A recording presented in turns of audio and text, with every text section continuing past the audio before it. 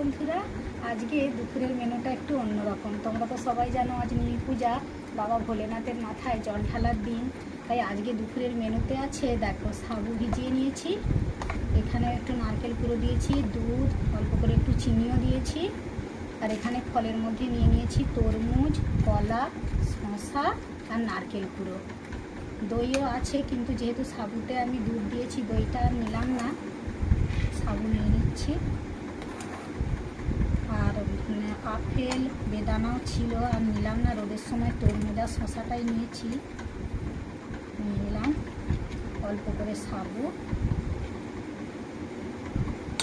আর এখানে নারকেল কুড়ো একটু দিয়েছিলাম, আর একটু নিয়ে নিচ্ছি, আর নিয়ে নেবো ফল। আজকে আর ভাত রান্না করিনি, আমার হাজব্যান্ড বললো ও সাবু খেয়ে নেবে, ফল নিয়ে নিলাম।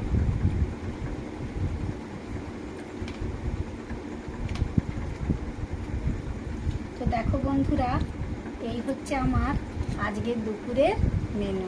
পাশে থেকো বন্ধুরা, টাটা।